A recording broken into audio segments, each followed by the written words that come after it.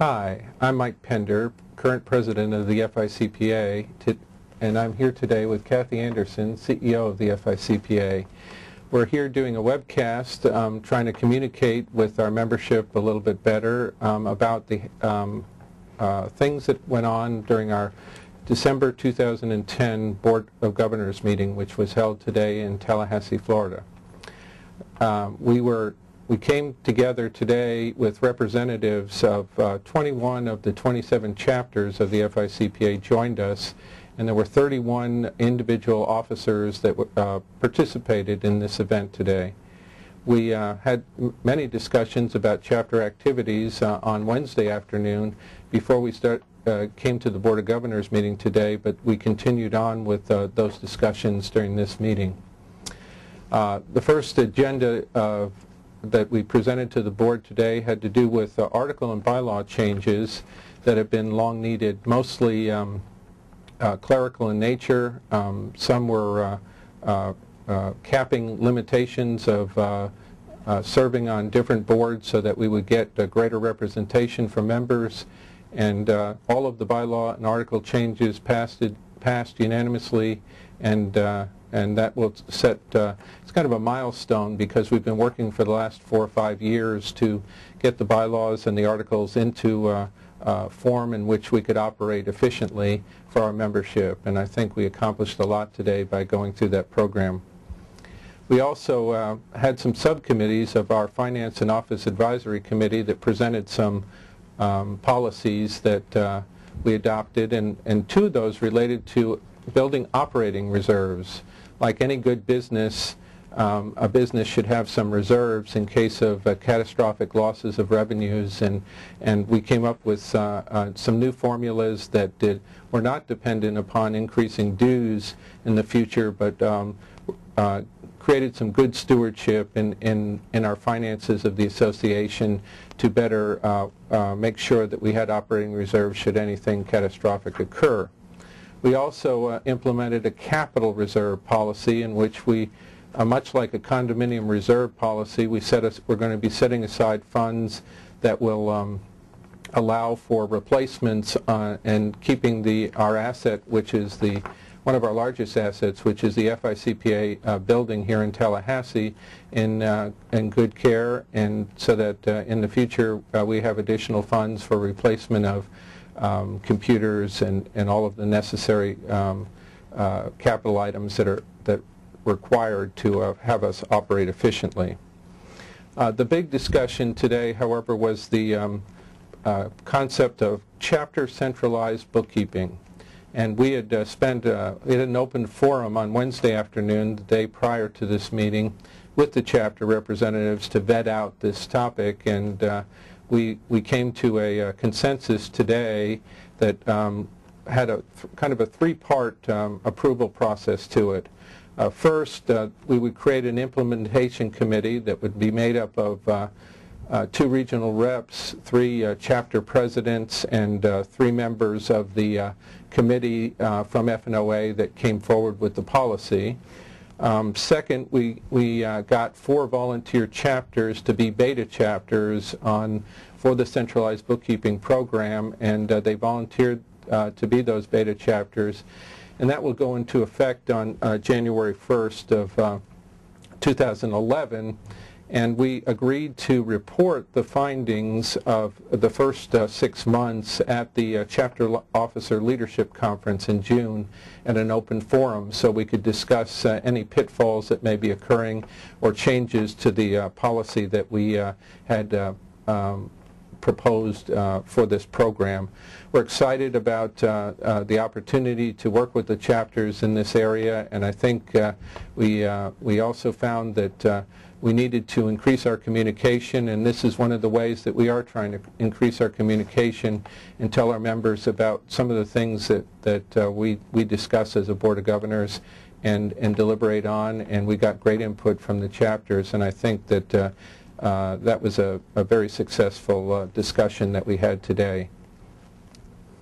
Thanks, Mike. The next major agenda item that we talked about was the recent member survey, and I'm hopeful that a lot of you filled that survey out and provided it to us. We were worried it was lengthy, but we think we got, well, we did get enough to make it a very valuable piece of information for us. We had an overview of the major pieces of the survey, obviously CPE membership, our communications, legislative activities, and we're going to drill down again with the members of the survey company in January, take the results from the survey, plug them into our annual business plan in areas that we need to make some revisions, and so staff from our standpoint is very excited about that information. At this meeting, historically, we approve our legislative policies for the upcoming legislative session, and that was handled at this point in time. For those of you who might not know, that information is available on the website under the Governmental Affairs tab, and we also, at times, will place some of those in the magazine. So I encourage you to become familiar with the policies that we've established. One of the major legislative issues that we've been working on, and you've seen one article, and the next magazine will have the cover article as well, on the concept of peer review for relicensure. We've been moving forward on this activity for several years, working in tandem with the Board of Accountancy. Whenever we have legislation impacting licensure of CPAs, we work in tandem with the board to ensure that the regulatory body is comfortable as well with our policies.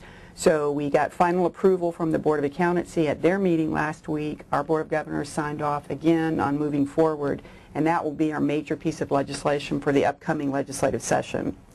The final piece related to legislative activities was an update on the status of our PAC contributions. And our PAC contributions from our members have been going down, unfortunately, for the past couple of years, and we're making a concerted effort to reach out to members, to firms, to please consider making a contribution to the PAC. You may not know we have 5 PACs, and there, again, there's more specific information on the website under Governmental Affairs. But as you can imagine, with the last election, our PAC money and our PAC funds are depleted because we do get the money in and immediately get it to candidates that we're supporting. So I made a personal plea to members of the board to please consider becoming a member of the PAC if they're not already, and I would also encourage all members to do so as well. We also presented for the first time ever an Accounting for Success Firm of the Year Award to Bolenbach and Ferret of Clearwater, Florida. Accepting the award was Mike Bolenbach and Judy Albano. Judy Albano was also received the Accounting for Success Individual of the Year Award, or CPA of the Year Award, previously to this event.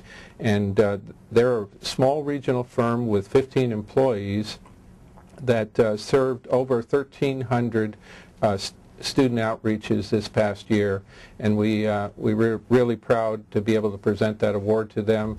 They're a very dedicated and successful firm in the Clearwater area, and they were very proud to receive it also. My final thought is on the Educational Foundation. We're coming here, we're at the 9th of December, and our December 31st, 2010 deadline for the Coulter Foundation is looming upon us, and we certainly would like to ask each and every one of you as members to assist us to try and meet that final leg of the $1 million goal. I'm pleased to inform you that we have collected in cash $907,000 of pledges, cash contributions, and we have $971,000 of pledges and cash contributions combined. However, the terms of Coulter Foundation require us to hit that $1 million mark in cash by December 31st. We have received so far from the Coulter Foundation $750,000, and most of that money goes into minority scholarship awards. So for every dollar you can help us with for the next 3 weeks before we hit that December 31st deadline, it'll be matched by the Coulter Foundation, so we really would like your support.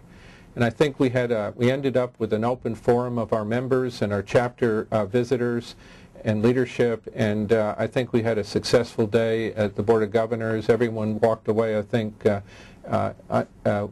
having built a good consensus on the issues that we addressed, and I think it was a successful meeting. I would agree. I would agree. And I would encourage anyone, if you have any questions about any of the topics that we've talked about today, serving on the Board of Governors, how do I get involved, to please get in touch with us.